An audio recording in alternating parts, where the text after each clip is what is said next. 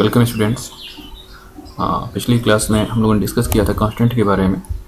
तो वहाँ पे कुछ टेक्निकल इशू होने की वजह से क्लासेस में रिकॉर्डिंग जो हम कर रहे थे प्रॉपरली हो नहीं पाया था। तो हम उसको एक बार फिर से आप उसको सुन लीजिएगा इस पुराने लेक्चर को, और इस लेक्चर को जो रिकॉर्ड कर रहे हैं तो इसमें फिर उस कंसेप्ट को लेते हुए फिर हम आगे कंटिन्यू करेंगे, यानी कि आपका क्विक रिवीजन करते हुए फिर हम आगे कंटिन्यू करेंगे। तो फर्स्ट ऑफ ऑल इसमें जो कंसेप्ट है डेटाबेस कांस्टेंट। तो डेटाबेस कांस्टेंट क्या होता है कि एक पर्टिकुलर टेबल में जो वैल्यू हमें इंटर करते हैं वो वैल्यू किस टाइप की हो और कौन सी वैल्यू इंसर्ट की जाए। जो different kind of value related जो इश्यूज होते हैं वो डेटाबेस कांस्टेंट के थ्रू हैंडल किए जाते हैं। जिसमें जो डिफरेंट डेटाबेस कांस्टेंट है उसमें जो पहला कांस्टेंट है दैट इज नॉट नल, और इसमें जो डेटाबेस कांस्टेंट हम लोग अप्लाइड करते हैं that is applied on the particular field. देखिए यहाँ पे हम एक टेबल का एग्जांपल आपको देते हैं। यहाँ पे देखिए 45 है टीचर्स, 45 पे टीचर्स टेबल है। तो इसमें आप देखिए teachers ID, first name, last name, gender, salary, date of birth और डिपार्टमेंट नंबर, अलग अलग फील्ड है। तो आप देख रहे हैं कि टीचर आईडी, हर एक टीचर आईडी की अपनी एक यूनिक आईडी है। ओके, ऐसे ही नेम है, लास्ट नेम है, जेंडर है, सैलरी है, डेट ऑफ बर्थ है, डिपार्टमेंट नंबर है। तो आप देख रहे हैं कि जो टीचर आईडी है इसमें क्या इंटर कर रहे हैं हम, न्यूमेरिक वैल्यू इंटर कर रहे हैं। इसमें न्यूमेरिक वैल्यू है, इसमें न्यूमेरिक वैल्यू है। तो किस फील्ड में किस टाइप की वैल्यू होनी चाहिए, कितनी रेंज की वैल्यू होनी चाहिए, वो न्यूमेरिक वैल्यू होगी या टेक्स्ट वैल्यू होगी, ये सारी चीज़ें हम लोग हैंडल कर सकते हैं, यानी कि इम्प्लीमेंट कर सकते हैं। कैसे? डेटाबेस कांस्टेंट पे अगर हम चाहते हैं कि पर्टिकुलर फील्ड में केवल यूनिक वैल्यू इंटर हो तो उसके लिए कौन सा कांस्टेंट लगाएंगे, देखिए करके हम देखेंगे। देखिए यहाँ पे तो पहला कांस्टेंट है not null. An attribute value may not be permitted to be null. इसका मतलब अगर हम नॉट नल कांस्टेंट लगा रहे हैं किसी फील्ड के साथ तो उसमें नल वैल्यू अलाउड नहीं होंगी। यानी कि जैसे सपोज करिए कि आप अपने पर्टिकुलर स्टूडेंट टेबल में डिफरेंट रिकॉर्ड इंसर्ट कर रहे हैं तो उसमें स्टूडेंट का नाम होना ही होना चाहिए, भले से उसका लास्ट नेम ना हो, उसका एड्रेस ना हो, उसका एड्रेस नहीं हो सकता है या उसका कॉन्टैक्ट नंबर नहीं हो सकता है। तो अगर कॉन्टैक्ट नंबर नहीं है तो क्या उसकी वैल्यू इंसर्ट नहीं की जाएगी? की जाएगी। हो सकता है कॉन्टैक्ट नंबर भी अवेलेबल ना हो, बाद में अवेलेबल हो जाए, लेकिन उसका नाम तो होना ही चाहिए। तो नेम के साथ हम नॉट नल कांस्टेंट लगा सकते हैं। देखिए यहाँ पे हम फिर आते हैं 45 पे, पेज नंबर पे देखते हैं। देखिए यहाँ पे जो फर्स्ट नेम है टीचर्स का, इस सबका टीचर्स का फर्स्ट नेम आप देखें दिया हुआ है, सब में कुछ न कुछ वैल्यू है। लेकिन अगर लास्ट नेम में आए हम लोग, लास्ट नेम नल, नल मतलब कि कोई वैल्यू नहीं है, यानी कि इनका लास्ट नेम है ही नहीं। फर्स्ट नेम पुनीत है, लास्ट नेम ब्लैंक है। तो उस केस में अगर कोई वैल्यू नहीं है तो वहाँ पे नल वैल्यू अलाउड है। देख रहे हैं आप, यहाँ की नल वैल्यू ऑटोमेटिक अलाउड है।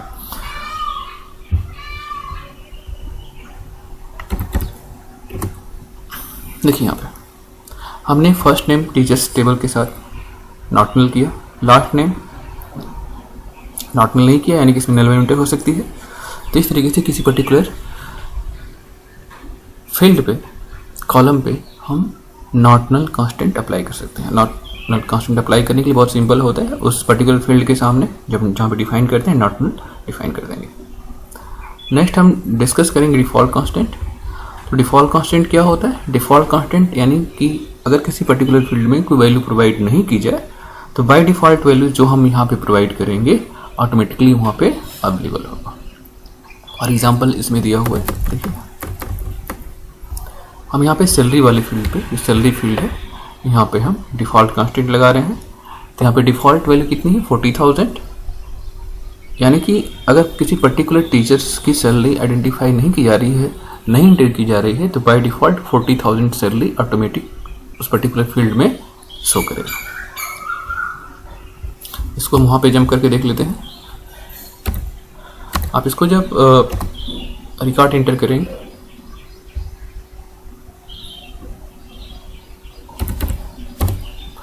देखिए यहाँ पे जो सैलरी वाली फील्ड है, तो बाय डिफ़ॉल्ट अगर हम वहाँ पे कोई वैल्यू प्रोवाइड नहीं की जाती है तो 40,000 जो डिफ़ॉल्ट वैल्यू है वहाँ पे ऑटोमेटिकली क्या हो जाएगा, इंटर हो जाएगा इस सैलरी वाले कॉलम में। ओके, पिछली क्लास को भी आप लोग देख लीजिएगा। ओके, तो डिफ़ॉल्ट देख लिया आपने। इस तरीके से डिफ़ॉल्ट कांस्टेंट अप्लाई करने के लिए, आप उस फील्ड के साथ लगाने के लिए default and then whatever the values.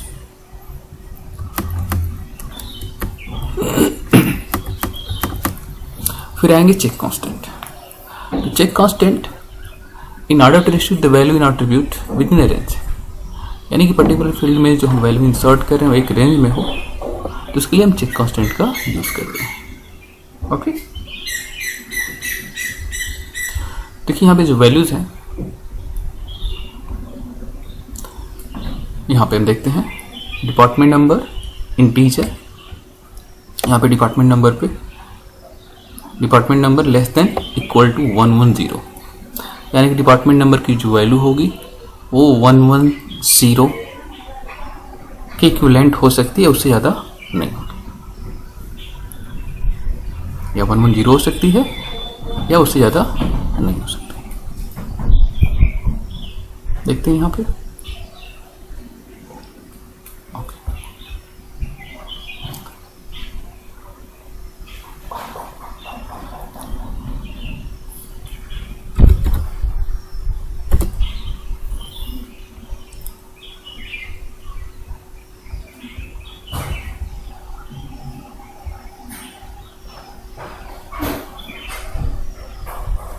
Sorry teacher ID है, देखिए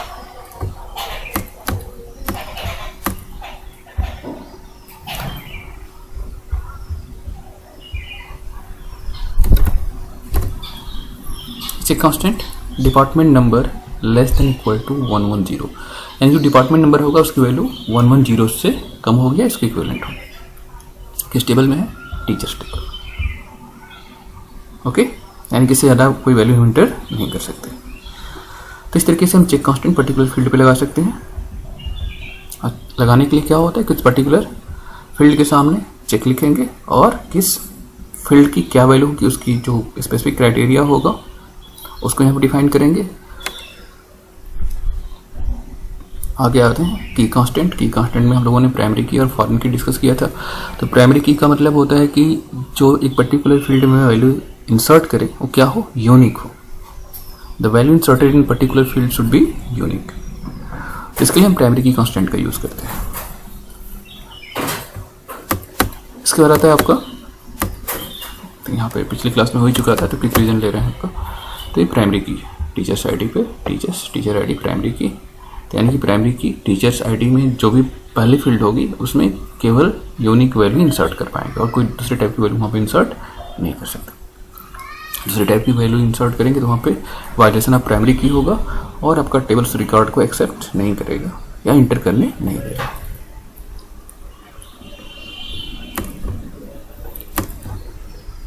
नेक्स्ट आते हैं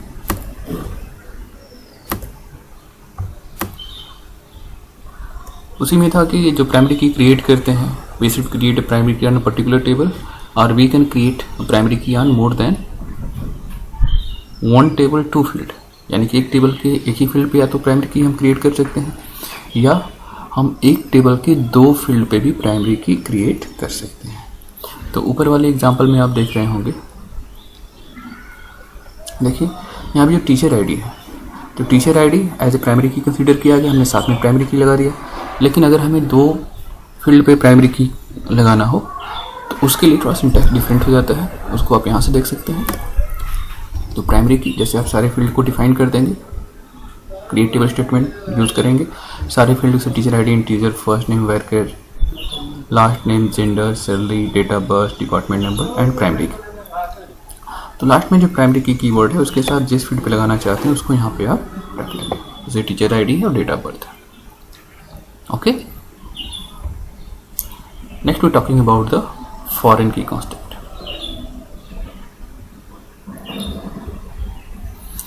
तो फॉरेन की पिछली क्लास में हम लोगों ने डिस्कस किया था, फिर आज एक बार क्विक रिवीजन लेते हुए इसको हम लोग कंटिन्यू कर रहे हैं। तो फॉरेन की क्या होता है, इसकी डेफिनेशन को थोड़ा हाईलाइट कर दीजिए।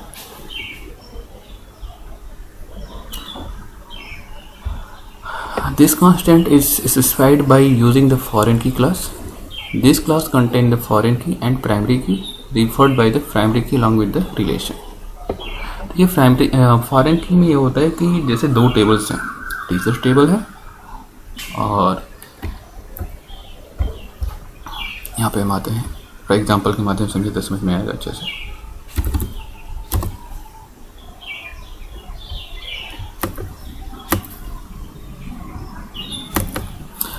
देखिए डिपार्टमेंट टेबल है जिसमें डिपार्टमेंट आईडी है और डिपार्टमेंट नेम,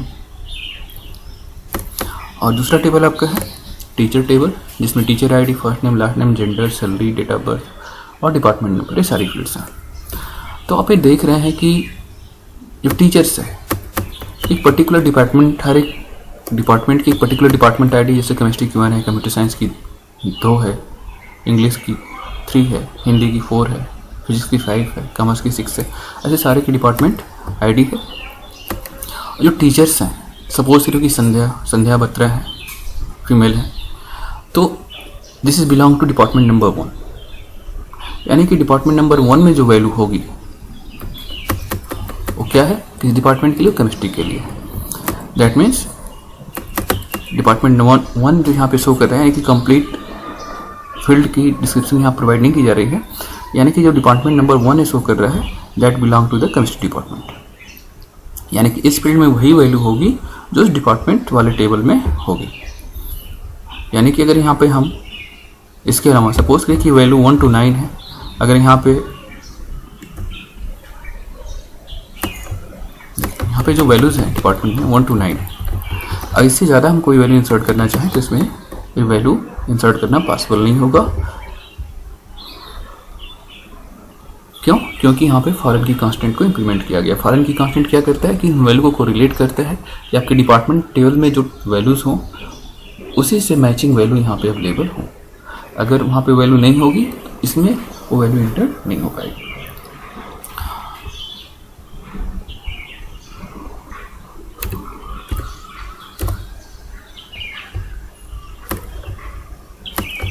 ठीक है, देखिए यहाँ पे रिलेशनल स्कीमा दिया हुआ है डिपार्टमेंट टेबल का, डिपार्टमेंट आईडी, डिपार्टमेंट नेम, इसमें डिपार्टमेंट आईडी जो अंडरलाइन किया है दैट इज़ प्राइमरी की, इसमें टीचर्स आईडी जो अंडरलाइन किया है दैट इज़ प्राइमरी की। और जब नीचे आएंगे हम देखेंगे इसको कैसे हम इम्प्लीमेंट करेंगे एसक्यूएल के माध्यम से। देखिए create table, department ID, integer, primary key.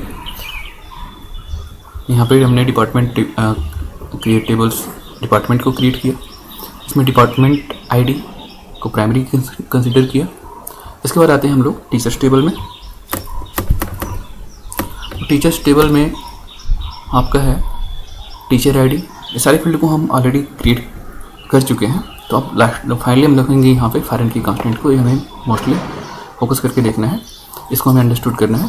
तो foreign key department number, references, department ID. तो हम यहाँ पे जो टीचर्स टेबल है, टीचर्स टेबल के डिपार्टमेंट नंबर पे फॉरेन की क्रिएट कर रहे हैं और किसको रेफरेंस कर रहा है, किससे मैचिंग वैल्यू लेगा, तो ये जो डिपार्टमेंट टेबल है उसके डिपार्टमेंट आईडी से मैचिंग वैल्यू को रिलेट करेगा। तो इस तरीके से हम फॉरेन की किसी पर्टिकुलर फील्ड पे क्रिएट कर सकते हैं। उसके लिए सिंटेक्स आप लोगों को पता होना चाहिए कि डिपार्टमेंट नंबर जिस फील्ड पे क्रिएट कर रहे हैं, ओके। और दूसरा किसको रेफरेंस करेगा, जो दूसरा टेबल है, दूसरे टेबल का नाम है और कौन सी फील्ड है। तो इस तरीके से हम फॉरेन की कांस्टेंट हमने पिछली क्लास में भी, पिछले लेक्चर में भी इसको लिया था, लेकिन उसके आगे कंटेंट डिस्कस करने थे, इस वजह से रीजन जरूरी था। फिर हम आएंगे यहाँ पे, you can also specify the action to be taken that cause foreign key attribute on the primary key attribute change that may result violation of the integrity constant। देखिए यहाँ पे अब जो नेक्स्ट हम ये डिस्कस करने जा रहे हैं कि जो फॉरेन की कांस्टेंट अगर हमने अप्लाई कर दिया, सपोज करिए कि हम डिपार्टमेंट टेबल से डिपार्टमेंट नंबर 1 को डिलीट कर दिए, जो डिपार्टमेंट नंबर 1 का रिकॉर्ड है डिलीट कर दिए, तो सेकेंड टेबल पे इसका क्या इफेक्ट होगा, अगर होगा तो इसको कैसे मैनेज किया जाएगा। ये सारी चीज़ें हम कैसे हैंडल करेंगे। तो यहाँ पे जो लाइन इंपॉर्टेंट है, specify the action to be taken in case the foreign key attribute और प्राइमरी की एट्रीब्यूट वैल्यू और चेंज एज दैट में result in valuation of referential integrity constant. यानी कि जो प्राइमरी की वैल्यूज़ है डिपार्टमेंट टेबल में चेंज कर दी जाए, तो जो रिफर टेबल है जिसमें हमने फॉरेन की क्रिएट किया था, तो वहाँ पे कैसे इफेक्ट होगा, उसको हम कैसे हैंडल करेंगे। इसमें दो टाइप की कंडीशंस आती है, ऑन डिलीट और ऑन अपडेट। सपोज करिए कि जो डिपार्टमेंट टेबल है, अगर हम इसको डिलीट कर दें तो क्या होगा, इसको अपडेट कर दें। सपोज कि डेटा इंटर्ड है, हम यहाँ पे आते हैं,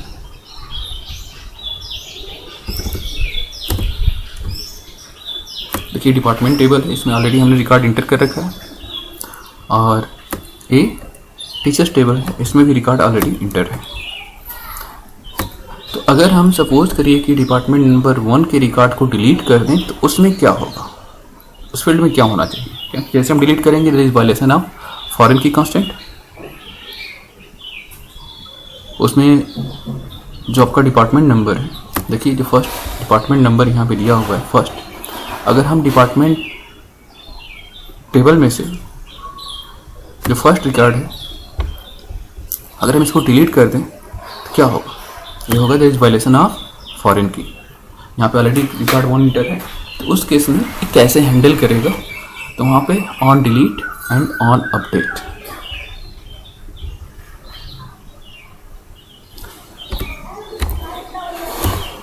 या तो हम रिकॉर्ड को डिलीट करेंगे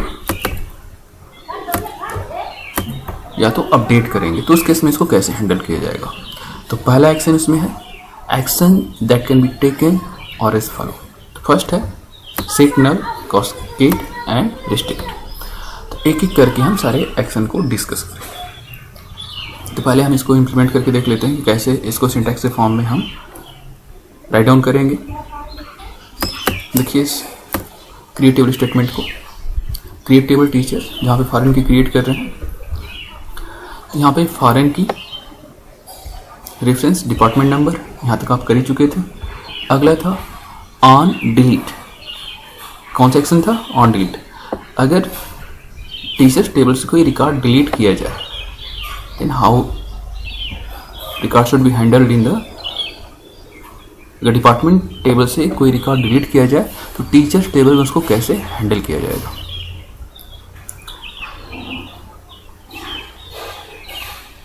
ऑन डिलीट सेट नल,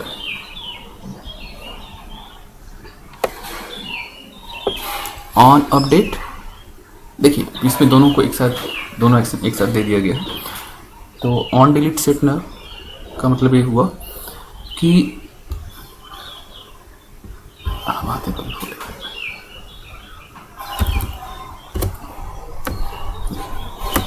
अगर हम डिपार्टमेंट 1 को डिलीट कर दें, डिपार्टमेंट 1 रिलेटेड रिकॉर्ड को डिलीट कर दें, डिपार्टमेंट 1 जो केमिस्ट्री वाला है इसको हम यहाँ से रिकॉर्ड को रिमूव कर दें,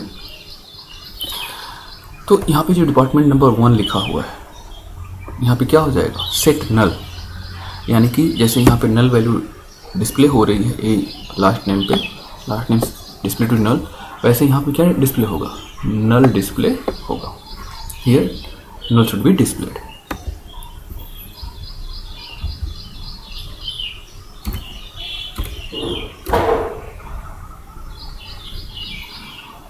on delete set null, on update set null. दूसरा क्या है, ऑन अपडेट। जैसे हमने डिलीट किया पहले वाले टेबल्स थे, डिपार्टमेंट टेबल से अगर रिकॉर्ड 1 को डिलीट किया तो वहाँ पे क्या हो जाएगा, जो टीचर्स टेबल है उसमें डिपार्टमेंट नंबर की जो वैल्यू हो जाएगी, क्या हो जाएगी, नल हो जाएगी। On update set null. अगर हम इस रिकॉर्ड को अपडेट करें, ऑन अपडेट सेट नल, इस केस में कौन सा एक्शन लिया जाएगा, फिर से हम वहीं पे आते हैं।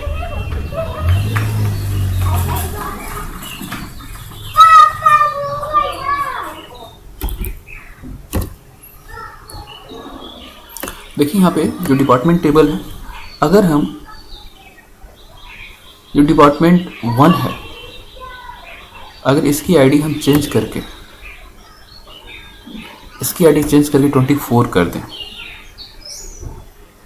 तो उस केस में फिर भी यहाँ पे आप देखेंगे सेकेंड टेबल है, डिपार्टमेंट नंबर 24,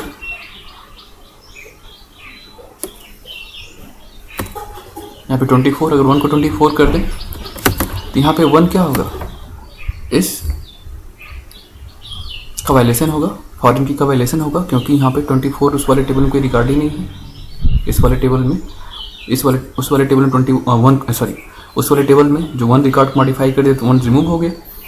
तो उस केस में भी हम नॉट नल कर सकते हैं, यानी कि अगर अपडेट किया जाए, अगर उसकी वैल्यू को अपडेट कर दिया जाए, जैसे 1 इसमें था, जो डिपार्टमेंट आईडी यहाँ पे 1 को अगर हम अपडेट करके 24 कर दें, सपोज करिए 1 को 24 कर दें, तो उस केस में भी हम department number set null automatically क्या हो जाएगा, नल हो जाएगा। तो जहाँ जहाँ पे 1 वैल्यू होगी तो यहाँ पे भी नल हो जाएगा और यहाँ पे भी नल हो जाएगा। दैट मीन्स जो सेकेंड टेबल में है ऑटोमेटिकली उससे रिफर्ड वैल्यू को अपने यहाँ पे हैंडल कर लेगा। हैंडल करने का मतलब set null, what action to be taken.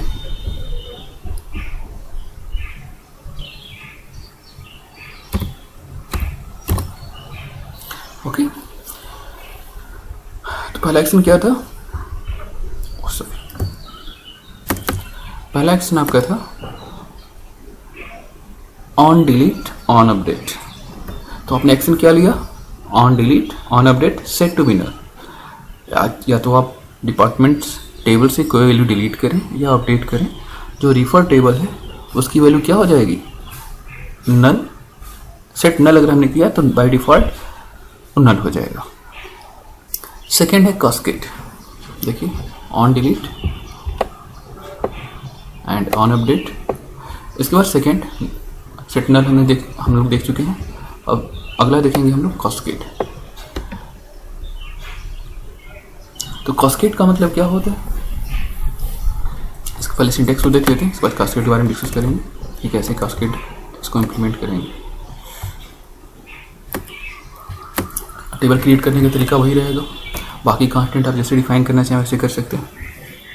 Teachers ID integer primary की हम फाइनली जाते हैं यहाँ पे, कैसे इसको foreign key department number reference department ID, यहाँ तक तो कॉमन है, ऑलरेडी आप लोग जानते हैं। On delete what action should be taken, cascade. On update cascade.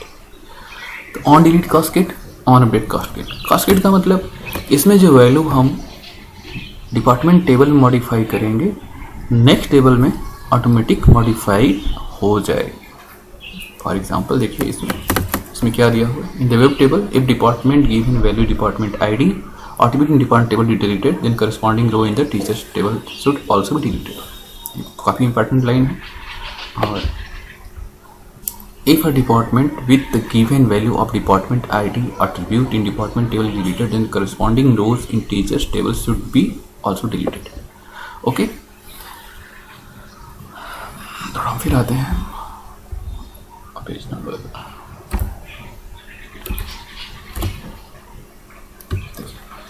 ये जो सेंटेंस कह रहा है कि अगर हम डिपार्टमेंट टेबल से फर्स्ट वाला रिकॉर्ड डिलीट करते हैं, डिपार्टमेंट 1 जो केमिस्ट्री वाला रिकॉर्ड है इसको हम डिलीट कर दें, यानी कि फर्स्ट रो को डिलीट कर दें, then what will be happen in the reference table जिसमें हम फॉरेन की कांस्टेंट क्रिएट कर रखा है, उसमें क्या इफेक्ट होगा, उसमें इफेक्ट होगा इससे जो रिलेटेड रिकॉर्ड है, यानी कि पूरा का पूरा ये रो इसमें क्या हो जाएगा, डिलीट हो जाएगा। यानी कि एम्प्लॉय आईडी 101 और देखिए ये वाला रिकॉर्ड, ये फर्स्ट रिकॉर्ड,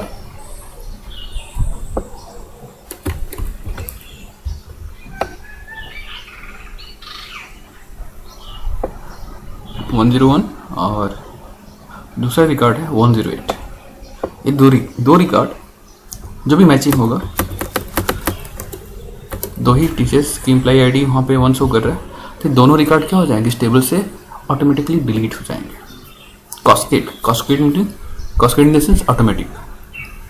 अगर हम फर्स्ट से डिलीट कर रहे हैं that record should be automatically deleted from the second table. Okay, next है आपका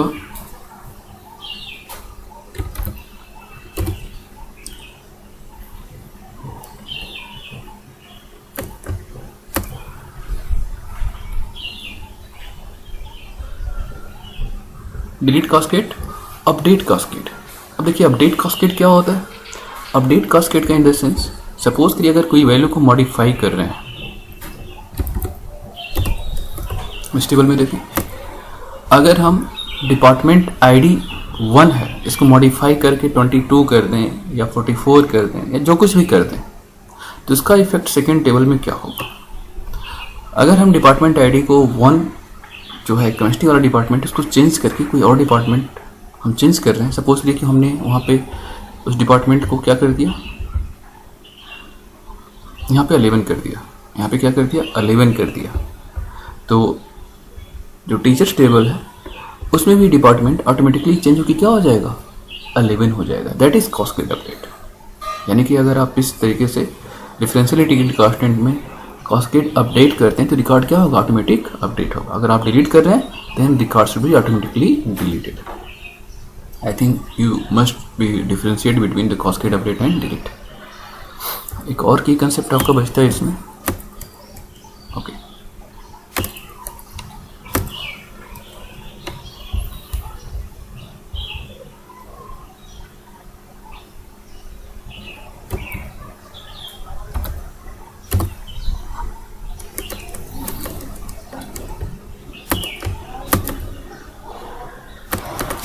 नेक्स्ट है आपका, आपने सेट नल कर लिया, on delete on update, set null को देख लिया कैसे हम इम्प्लीमेंट करेंगे। लास्ट है आपका रिस्ट्रिक्ट।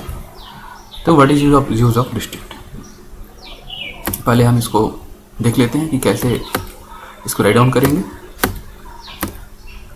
टीचर्स टेबल, जैसे आप टेबल क्रिएट करते हैं वैसे क्रिएट करेंगे, और यहाँ फॉरेन की में इसका कीवर्ड क्या होगा राइट डाउन करने का, foreign key, department, number reference department, department ID, on, क्या करना है on delete, on delete, restrict and on update restrict.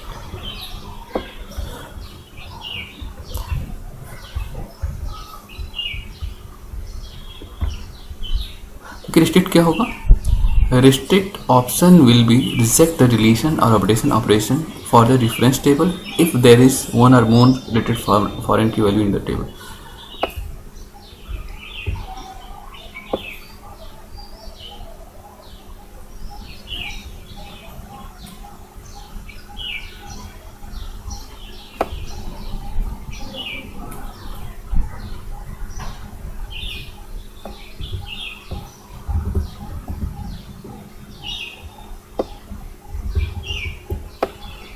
इस लाइन को आप लोग नोट्स बनाएंगे तो इसको जरूर अंडरलाइन करके नोट कर लेंगे।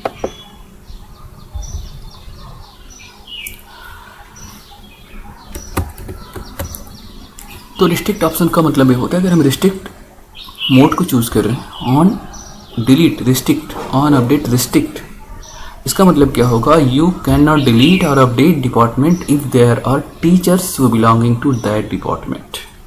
ओके, यानी डायरेक्टली हम पेज नंबर 44 पे जाएं, देखेंगे अगर हम केमिस्ट्री वाले डिपार्टमेंट को डिलीट करना चाहें तो हम डिलीट नहीं कर सकते। अगर हम डिपार्टमेंट से केमिस्ट्री वाले फील्ड को डिलीट करना, जो केमिस्ट्री वाला रिकॉर्डिंग्स को डिलीट करना चाहे तो हम डिलीट नहीं कर पाएंगे अगर हमने फॉरेन की में रिस्ट्रिक्ट का ऑप्शन चूज कर रखा है। क्यों नहीं डिलीट कर पाएंगे, क्योंकि उससे रिलेटेड वैल्यूज जो है इस टीचर्स टेबल में ऑलरेडी अवेलेबल है। ओके, जब तक आप पहले इन रिकॉर्ड को इसमें से एलिमिनेट नहीं करेंगे, रिमूव नहीं करेंगे, डिलीट नहीं करेंगे, तब तक आप इस टेबल में कोई डिलीशन नहीं कर सकते। On delete restrict, on update restrict. अगर आप केमिस्ट्री डिपार्टमेंट है इसकी वैल्यू को चेंज करना चाहते हैं, इसको 11 करना चाहते हैं, तो आप चेंज नहीं कर सकते। क्यों नहीं चेंज कर सकते, क्योंकि इसमें जो फील्ड्स हैं इससे ऑलरेडी जो रिलेटेड रिकॉर्ड्स हैं, जब तक ये डिलीट नहीं किए जाएंगे या जब तक ये नहीं रहेंगे तब तक आपका अपडेशन पॉसिबल नहीं है। यानी जब तक इसमें टीचर्स टेबल में उससे रिलेटेड रिकॉर्ड रहेंगे तब तक आप अपडेट नहीं कर पाएंगे।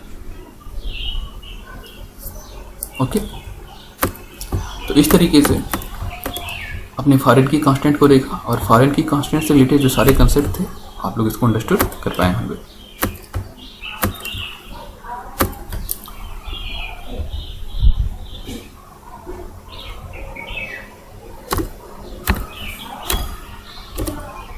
ओके, तो रिस्ट्रिक्ट अपडेट है और अगला है सेल्फ रेफरेंस टेबल। तो सेल्फ रेफरेंस टेबल में जो कंटेंट डिस्कस किए जाते हैं कि जो टेबल होता है खुद अपने फील्ड को रेफरेंस करता है। देखिए यहाँ पे अब फॉरेन, देखिए सेल्फ रेफरेंस क्या होता है कि जो एक फील्ड होता है उसमें जो मैचिंग वैल्यू होगी उसी टेबल के दूसरे फील्ड से मैचिंग वैल्यू होगी। फॉर एग्जांपल जैसे आप इसमें देखें, एक टेबल है employee, consider the table employee that contain the column employee ID name. कोई टेबल जो फील्ड रखता है because the manager will also employee there is a foreign key relationship between manager ID and employee ID. Suppose कि manager sir है तो उनकी भी एक आईडी होगी, वो भी स्कूल के टीचर से कंसिडर किए जाते हैं, सॉरी इम्प्लाई कंसिडर किए जाएंगे तो उनकी भी एक इम्प्लाई आईडी होगी। तो यहाँ पे जो मैनेजर आईडी होगी वो इम्प्लाई आईडी होनी चाहिए। तो यहाँ पे एक टेबल क्रिएट किया गया है, create table employee ID name age salary manager ID. तो मैनेजर आईडी क्या होगा, manager ID should be a employee ID, यानी कि मैनेजर आईडी कुछ हम अलग से ABCD XYZ नहीं डाल सकते, वो भी क्या होगा कोई इम्प्लाई आईडी होगी, वही एक जो इम्प्लाई आईडी होगी वो मैनेजर आईडी से कोरिलेट करेगी। यानी कि मैनेजर आईडी हम डालेंगे वो स्कूल के बाहर का नहीं हो सकता। जाहिर सी बात स्कूल के बाहर का कोई इम्प्लाई होगा जरूर उसकी कोई ना कोई इम्प्लाई आईडी होगी। तो उसको इम्प्लीमेंट करने के लिए भी हम यहाँ पे फॉरेन की कांस्टेंट का यूज़ करेंगे और इसको इस तरीके से राइट डाउन करेंगे। यहाँ फॉरेन की manager ID reference imply ID. तो यहाँ पे सेल्फ रेफरेंसिंग जो टेबल हम लोग इम्प्लीमेंट करते हैं, यानी कि जो अपने एक फील्ड को दूसरे फील्ड के थ्रू रिफर्ड किया जाए, उसकी वैल्यू को मैच करवाया जाए, तो यहाँ पे सिर्फ रेफरेंसिंग का कॉन्सेप्ट भी हम फॉरेन की कांस्टेंट की हेल्प से इम्प्लीमेंट कर सकते हैं। तो इस तरीके से आज आपका DDL स्टेटमेंट कंप्लीट हुआ। The foreign key constant can refer column within the same table। तो यहाँ पे सेल्फ रेफरेंसिंग में यानी कि सेल्स खुद के फील्ड को रिफर करना, इसको आप लोग कर लेंगे। ऐसे इतने एडवांस कंसेप्ट पूछे नहीं जाते हैं, लेकिन फिर भी आपकी बुक में दिया हुआ है तो सारे टॉपिक्स को आपको समझना होगा क्या होता है कैसे होता है। तो इस तरीके से आपका DDL statement data definition language statement जो हमने बताया था वो कंप्लीट हुए। और अगली क्लास में नेमिंग कांस्टेंट में भी आएंगे, आपके DDL स्टेटमेंट्स आएंगे। और जैसे DDL कंप्लीट होगा, क्योंकि काफ़ी कॉम्प्लिकेटेड है, DDL कंप्लीट होगा जिसके बाद हम लोग DML स्टेटमेंट को डिस्कस करेंगे। तो आज हम लोग जो लेक्चर्स है इसी यहीं पे पोस्टपोन कर रहे हैं, ख़त्म कर रहे हैं। और बाकी की इसके जो DDL स्टेटमेंट्स हैं, नेमिंग कांस्टेंट है, ड्रॉप टेबल है, नेमिंग कांस्टेंट वगैरह के जो बाकी बचे हुए DDL स्टेटमेंट हैं उसको देख लीजिएगा। अगली क्लास में इसको हम कवर करेंगे। और जो भी आपके डाउट्स होंगे अगर आप हमें कमेंट के माध्यम से बताते हैं तो उनको भी अगले लेक्चर में हम कोशिश करके कंप्लीट करने की कोशिश करेंगे। Okay, thank you all of you.